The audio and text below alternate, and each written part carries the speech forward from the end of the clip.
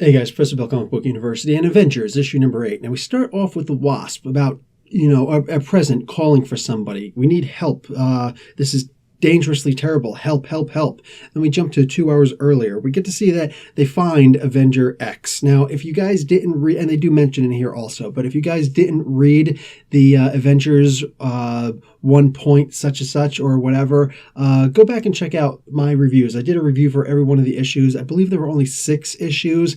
They were really good. It was what happened in between the pages of Avengers issue number 16, way back in the early 60s.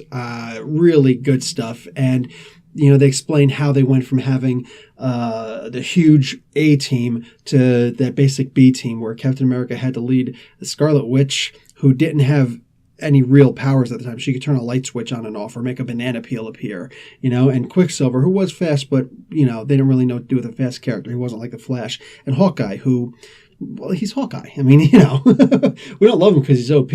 So anyway, we basically have Avenger X shows up, and she's got the ability to steal people's powers and steal other humans' powers, but kill them. So basically, she gets into a fight with Spider-Man. Spider-Man makes a really funny comment in here because Captain America decides to split everybody up. That's Sam Wilson.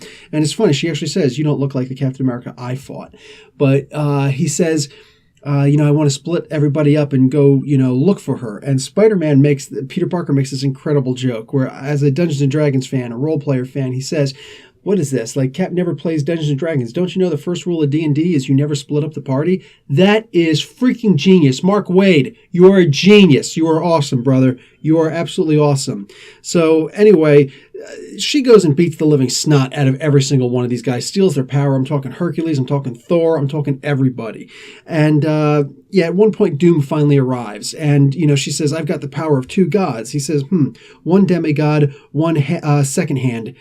Go ahead. My turn then? So, they start going at it. And, at one point, she's able to do a shield trick, and she knocks the faceplate off of Doom.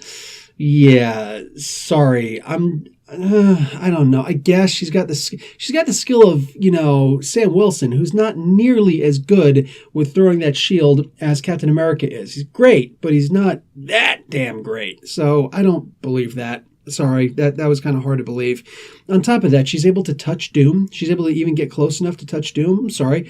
Doesn't anybody remember Dr. Doom here? None may touch Doom. And then, unearthly electricity just vaporizes everybody around. Anyway, the Wasp does get to be the hero in this. It's Nadia Pym. And I'm so in love with Nadia Pym. She's such an incredible character. And she shrinks them down to the microverse. Now, Avenger X says, you're going to pull me out. You know what I'm saying? Or I'm going to steal your power. I'm going to do it. She's like, I don't think you understand.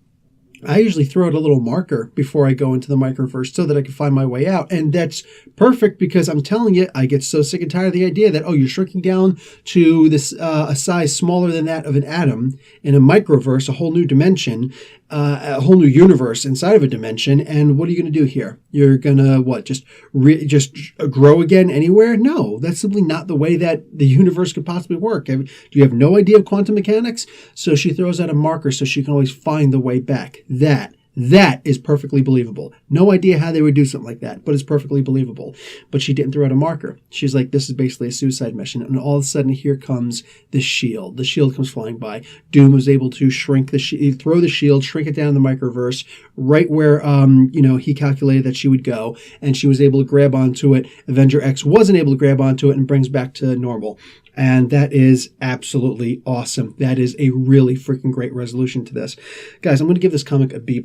This was, like I said, it's freaking genius. Almost everything in here is just spot on. A couple problems that I have in here, though. The idea that she was trapped in a coffin for years and she looks and apparently smells just fine. Sorry, guys. That's a little bit hard to believe.